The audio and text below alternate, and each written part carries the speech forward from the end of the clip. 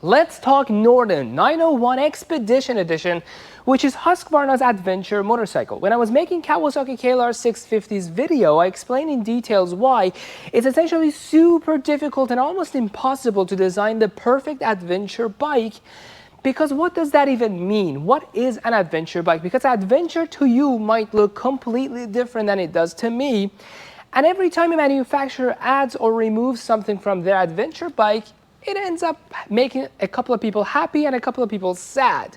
Everything has pros and cons, examples being the height of an adventure bike. This one is just tall enough for me to be able to barely ride it. If it was any taller than this, I would have crossed it out of my shopping list because I simply couldn't be comfortable on it. But the upside of a taller motorcycle is it can clear more ground. Gas tank size, if it's any bigger than this, it's going to be bulky, it's going to be heavy, but it can go longer distances in case you're going to take routes that have fewer gas stations on the way. The amount of electronics on it, if it's jam-packed with them, you're going to probably have a safer, maybe even more fun ride, but the downside is it's more expensive to buy and perhaps more expensive to maintain down the line. So you see everything they do to an adventure bike, it ends up costing you something in return. But at any rate, we have Husqvarna's example in front of us, and this is what we're going to be doing today. We're going to go wheel to wheel and everything in between on this brand new 0 miles on the odometer 2024 Husqvarna Norden 901 Expedition Edition and see for about $16,500 US dollars MSRP what you are expecting to get and what the perspective of Husqvarna towards adventure bikes is. Then we're going to get on it, go out there, ride this motorcycle, and then I'm going to quantify my thoughts and give you an honest Emmy Reviews score. Let's talk what's powering the Norden 901 Expedition, and no, it's not a 901cc engine. In fact, it's nowhere near 901cc. It's the same engine as the KTM 890, which actually sounds a lot closer to what the engine is than this bike. It's an 889cc parallel twin engine that makes about a claimed 105 horsepower at the crank and about 74 foot-pounds of torque. I tried to look up why Husky named this motorcycle 901 because obviously it has nothing to do with 889. I asked ChatGPT hoping maybe the AI of today can answer a simple question like that. It said Husqvarna has named this motorcycle 901 because it's a rounded up figure from the 889cc engine. Which makes no sense. I, to this day, still don't know why Husqvarna calls this a 901. I know that they have a habit of adding a 1 to a 100th system naming, like 401, 501, 901 is just what they like to do, but going from 889cc to 901cc is just a little bit of an outreach. But anyways, that's the name of this motorcycle. It has nothing to do with the engine. Engine is 889cc parallel twin. It's connected to a 6-speed transmission, just a regular transmission like any other motorcycle. It's got a PASC system on it, which is pressure-assisted slipper clutch. Those words all mean two things. First of all, this motorcycle has got a slipper clutch, which is kind of normal of bikes of these days. Way cheaper motorcycles than this, way more expensive motorcycle than this, all have slipper clutch. Essentially what it means is that the grooves, the teeth on the clutch plates are designed so that they slip off of each other. If the speed of the RPM of the engine and the wheel are not in alignment, they're going to slip off of each other until you bring them to some sort of coordinated speed. Only then will they engage as a mechanism to avoid wheel lockup.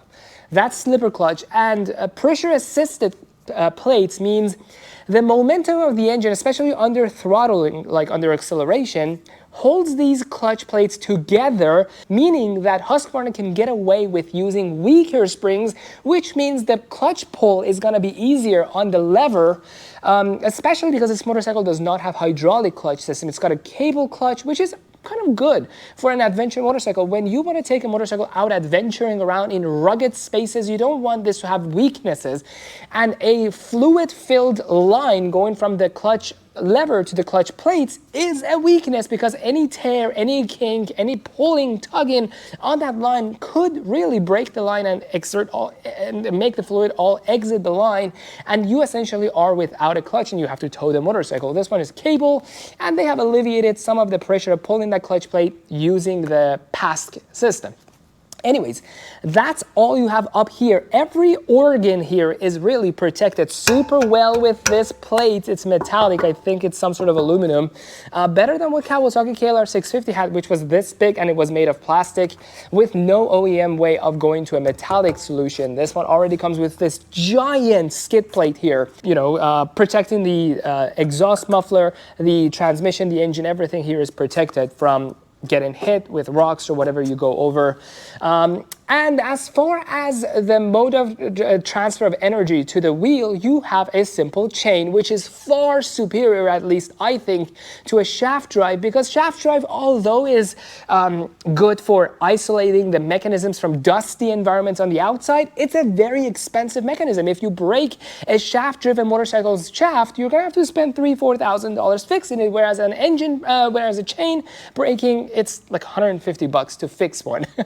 Also, this motorcycle does not have a single-sided swing arm. It's got a regular swing arm, which might a little increase perhaps the work you have to do to take the wheel off as opposed to a single-sided swing arm. But again, single-sided swing arms are more rare to find, and because of that, they're more expensive, especially in the case of something like BMW R1250GS or R13GS, where the single-sided swing arm is also the shaft drive. So it's 2-in-1. The day you break that swing arm, you're gonna probably regret having ever bought that kind of motorcycle, because it costs like $7,000 to fix just the swing arm slash the shaft drive of those motorcycles. This one does not have that issue. It's a normal double-sided swing arm, and it's got a chain. So maintenance is gonna be relatively cheaper on this motorcycle. As far as the sound of the OEM muffler, well, take a listen to how the 2024 Husqvarna Norden 901 Expedition sounds.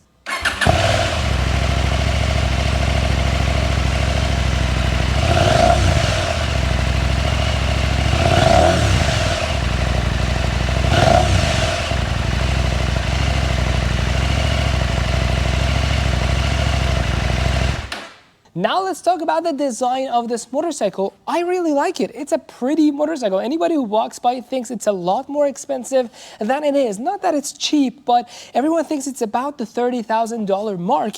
And I think the contributing factor to that is, first of all, the LED lights all around it. The lighting is very beautiful. The signature round headlight really resonates, at least with me personally. I like that, with that day running halo light around it. And the finish, quality of the paint on this motorcycle, I can't really tell where the paint ends and the decals start, but this metallic blue with this white and yellow on it just looks really cool, especially with this massive aluminum skid plate that's under here. Everything together gives it a very high-end feel. And what you wouldn't notice at the first sight, but later you can notice it, and now that I'm pointing out, you can probably see it, is surrounding the headlights are two flying buttresses that let the air pass through. It's a really cool design feature on this motorcycle, but the one thing that I don't like is the windscreen. Not that it's ugly, but it's not adjustable at all. It's not even manually adjustable. It's not adjustable at all. Like Africa Twin, BMW, Kawasaki KLR even, the $7,000 adventure motorcycle, you can unscrew a couple of bolts and then move it up or down. This one, you're stuck with where it is. It better work out for you. But design-wise, I don't dislike it. It's actually kind of cool. It's curved like a very classic old motorcycle. It has that air pass through to perhaps break the wind, so it's not like bending or breaking the windscreen. It lets some air go through and perhaps distribute the force of the air around it and through it. But overall, as for the design of it, I really, really like this motorcycle. I think the prettiest adventure motorcycle to me personally is Harley-Davidson Pan America, despite the motorcycle lacking in any other aspect. Really, it's not that great of an adventure bike, but it looks good. I would say this one is the second best looking adventure motorcycle.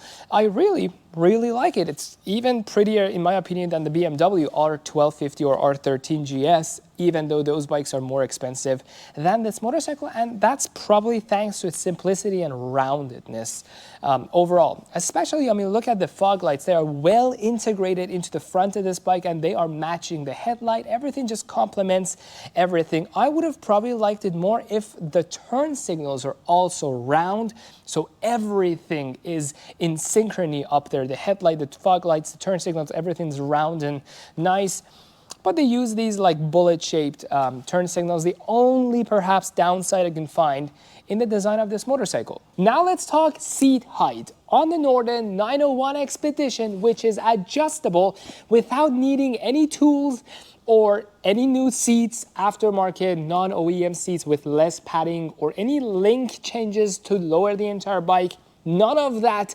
This motorcycle can easily, in minutes, you readjust the seat height, and I'm gonna show you how that's done. First, you grab the key, and you come on this side and place it in the keyhole. By twisting this, you can unlock the seat. And the funny thing is that these two seat pieces, the pillion seat for the passenger and your own seat, the rider seat, are connected together, locked into place from the center. So by unlocking the seat, you can actually remove both at the same time without needing any tools. But be careful if you get the Expedition, because this one has a seat heater. And having a seat heater means there is a cord going to the seat. So don't unlock it and yank this seat off, because you might rip the cord and have to replace that. But anyways, you unlock the seat by twisting the key down here. It's safer to remove the rear seat like that. No tools required at all. Let's put that aside. The front seat is where the cord, the seat heater, is attached. How you need to do it is you push it a little back and forth to find the little groove designed to remove the seat. And once you're there, you can just lift the seat up as well. Here's the cord I was talking about. Let's put the seat this way and look at the mechanism for changing the height of the seat. You can see these four places where the seat is supposed to sit on the motorcycle have two height settings. You can either place the seat in a way that it lands on its deeper grooves or the more shallow grooves, and whichever one you choose changes the seat height by about an inch. So I'm gonna make sure for the right segment of this video, I have it on the lower mode, so it's a little more comfortable for me since I'm not that tall of a person. But anyways, this is how you remove the seat. When you remove both of these pieces, you realize you don't really have any storage space down here under the seat, but what you do have are saddlebags provided you, soft saddlebags provided you to you by Husqvarna from factory if you get the Expedition version. The base version does not have these saddlebags, but you have them here, which operate in a very interesting way. Come over here, I'll show you. The saddlebags on Norden are these soft case saddlebags. They are actually really easy to put on and take off, but they're not that easy to open and close. When you have hard-walled saddlebags, you probably have to just put the key in, twist it, unlock it, you open the casing, and there it is. This one, it's more of a sleeping bag when you go backpacking or hiking. It's that fabric that's folded down and then clasped on the sides. There are 4 clasps that you have to remove, that you have to undo. One is on this side, one is on the other side, and on the other side, and 2 on the top. When you unclasp these 4, which I'll do right now, what you can do next is you have to unfold the top of the saddlebag like that, and then there's a magnetic strip that runs through it. You're gonna have to just peel them apart, and here is your saddlebag, one on this side, one on the other side. And to remove them, when you come to the back of the saddlebag, there are 2 red tabs. You just have to force these little safety clasps off the pannier bars, and once you have them removed, you can just grab the saddlebag and force it off. And that's how the soft case saddlebags off the Nordic come off. Easy. As for electronics on this motorcycle, you have a pretty healthy package of them. Starting from way up there, you have a full color TFT screen with sensors to darken and lighten the color during day and night. You have ride modes in there that you can pick from.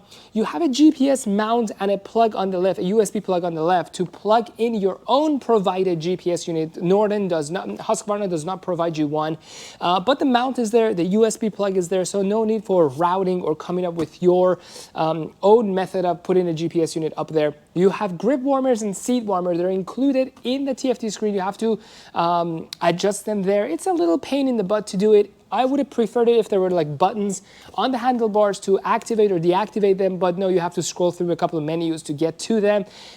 It could be a little dangerous. I would recommend you guys get used to how to find all these things before you're on your ride, because you don't want to take your eyes off the road for too long. But anyways, you have traction control, you have ABS for safety, and you also have cruise control over there. Before I forget, you have cruise control. We're going to test all of these on our ride today. It's really hot. It's 85 degrees Fahrenheit here, so I don't know if I'm going to use the warmers, but I might turn them on just to test how quickly they get up to the temperature you set. But anyways, those are the electronics on this motorcycle. As for the suspensions, you have a fully adjustable front suspension. In fact, a pretty good front suspension. It's Explorer branded, WP Explorer. And if you look up here, you have the fog light switch over there, which is on the Expedition version of this motorcycle. The base one does not have that. And the 12-volt cigarette lighter style adapter here, which actually, now that I think about it, this is probably what you would use with the GPS. The USB over there is probably just for a phone mount. You put a phone here, you want to plug in your phone so it doesn't die, you can plug it into that USB cord over there, a USB plug over there. But anyways, these are some of the features. Oh, one more thing that I want to say before I forget. Every control diagram over here is backlit. So at night, you don't have difficulty seeing them. The horn button, the up and down, left and right arrows over here, and the start stop switch up here, they're all backlit. So at night you have no problem seeing them, and it also gives you a soothing, cool look. I like that. More motorcycles should incorporate that, but I assume it's costly. So anyways, you have it here. So that's good. And with all of that out of the way, let's go ride this Husky Norden 901 Expedition Edition. But before we do that, a huge shout out to Everett Powersports for making this video possible by giving me this motorcycle to review for you guys. They are nice enough and willing to have the uncomfortable conversation with the next owner of this bike that this random YouTuber went ahead and put a couple of miles on your brand new motorcycle. So big shout out to Everett Powersports. Go check them out in the link below in the description section of this video. And with all of that, let's go and ride this bike. All right, let's go ride the 2024 Husky Norden 901 Expedition. FYI, Norden in Swedish means the north, and I think Husky chose it because it evokes a sense of exploration, I believe.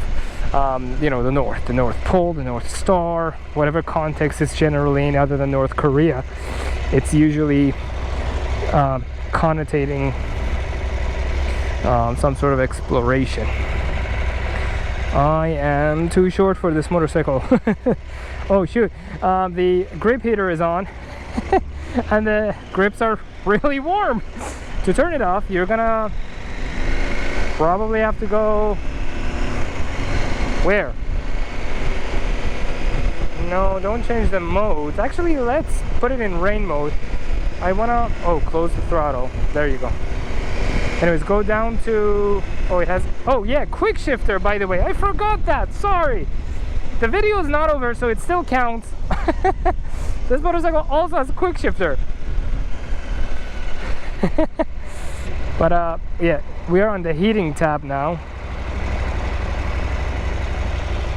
And once on this tab, you can select it, go to the grip, select that, turn it off. It was on maximum, so now it's turned off.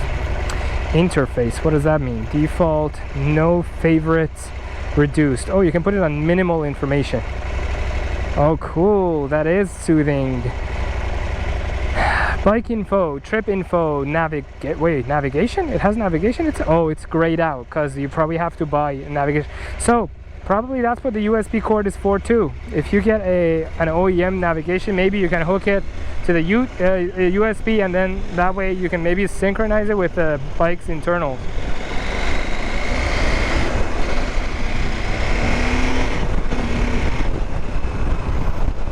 Anyways, yeah, this bike is pretty fast.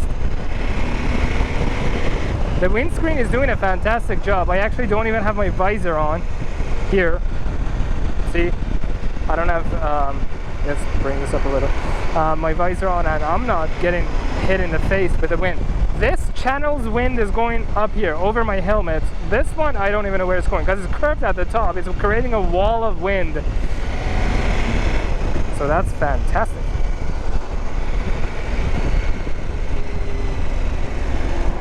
Let's go back to the original menu, because I really like this reduced, undisturbing menu here, screen, homepage, because you can see that it's not overwhelming you with information. 12-volt power. Oh, here is the fog light. I think it's turned on now. Oh yeah, turned on, turned off. Cruise control, let's try that. Let's not forget. Let's go put the cruise control to use. So, cruise control. You push it this way in to put it in, what's it called? Ready mode. And then with down you set it. So here, you go that way, the cruise control logo shows up. And then you push it down, and then now we are 42 miles, 43 miles, let's do 45 miles per hour, and I'm not touching anything, and the bike is on cruise control. Yay, works perfectly. The windscreen is not flopping. That's a really high quality built windscreen. Perhaps part of it is because it's got that air pass through, part of it is because it's sturdily built. Whatever the reason, it's a really nice one. It's interesting how they have the turn signal not clear which side you have it on, because it's a screen. You can program it to do whatever you want. I don't know why it's got the neutral left and right flashing, as in you don't know which side is on, versus just putting one here, one over there, so it goes left and right. It like shows you which turn signal you have on, but oh well, no biggie. You know, in this day and age, $16,500 US for a brand new motorcycle of this caliber, I don't know, is that too much money? You guys tell me in the comment section, because I'm thinking about, like, what are the other options? You have the BMW, that's a couple $1,000s more expensive than this. I think the base price of BMW is also $17,000, but come on, you will never find a BMW R1250 GS or R13 GS that low. They always have these random like options added to it, tacking on another 4 or 5 grand.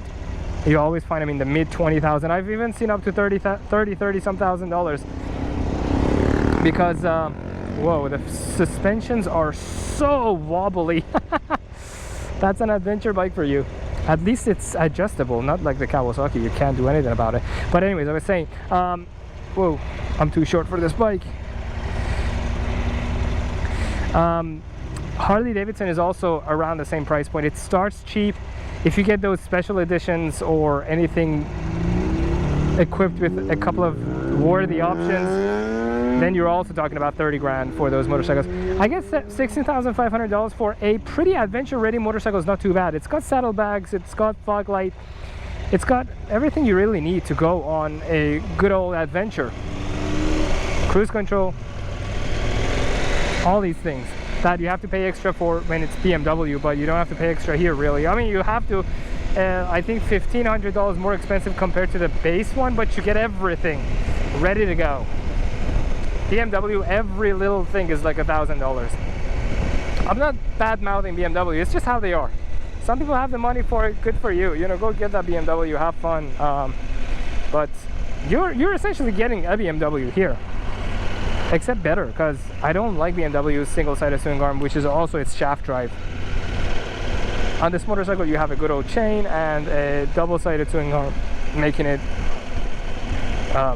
very cheap to maintain and run. This is hot. Like, we are moving here, and it's like a hair dryer on. Jeez.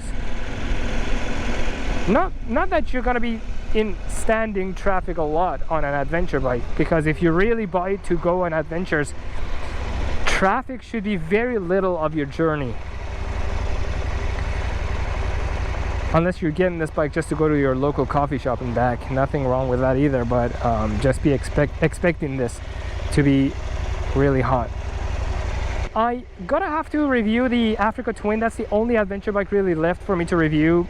one, representative from each school of thought on adventure bikes. I did the BMW R1250 GS, which the school of thought is the more expensive the better. I did the KLR 650, which is the opposite of that. The cheaper the better is the school of thought for KLR 650. I did the I'm doing this, which is somewhere in the middle. An Africa Twin is a full-size adventure bike, which is the non-European version of this bike. Once I have these four down, I think we have a very clear understanding of what each of these offer. With that, let's go back to Ever Power Sports. I really like this bike.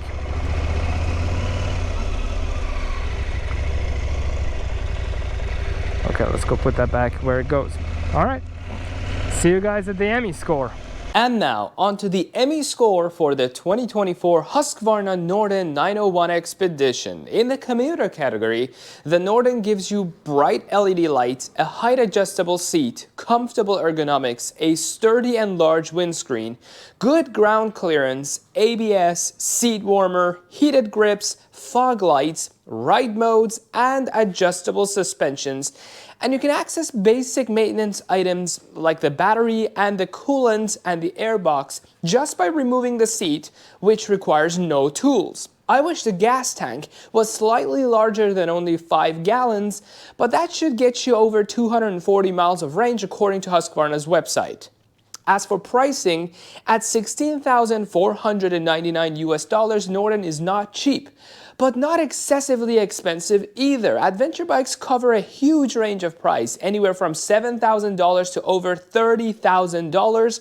The bike is pretty much in the middle of the price point. The only potential drawback to this bike would be the saddlebags. They sure are unique, being soft and having to fold the top to shut it. The upside is that it opens from the top and not the side, and it comes off the bike very easily with 2 safety tabs, so you can take them inside your tent during the night for safety and those hungry animals who are looking for a snack. Now on to the performance/dope factor category. As for track-specific tech and features, you get steering damper, a quick shifter, traction control, and on-the-fly fork adjustments. As for power, the average of 95 rear wheel horsepower and 74 foot-pounds of torque is 84.5, which is certainly enough for any kind of adventuring. Sitting at 514-ish pounds, it is not too heavy or too light. It's pretty average for this size of bike. As for the design choices and marketplace, I personally think they did a great job designing the bodyworks and the lights to give you the feeling of original Paris-Dakar racing machines. The bike definitely feels high quality to the touch. Unlike BMW, I don't see a build-your-own Norden on the website, indicating it is not much of a customizable bike. It essentially comes in one color for the Expedition and a single other color for the base version. As for brand opulence, Husqvarna has set a higher-end precedent for itself amongst dual sport and ADV bikes community, certainly higher than the sister company KTM. The Norden gets a 12.5 out of 20 for the overall performance and dope factor category, and it sits here on the list of other adventure bikes I have reviewed. I always say the rule of thumb for who makes a better adventure bike is to look at the rest of the company's lineup. If they are known for and only build super sports or cruisers or naked bikes, I personally wouldn't buy an adventure bike from them, because that simply shows they're trying to enter in a market they don't belong to just for the profits. But if they are already making a lot of other off-roading machines, these types of companies make better adventure bikes, and I'm confident that a company like Husqvarna that exclusively makes dual sports and sumos is gonna give you an adventure bike you're bound to love.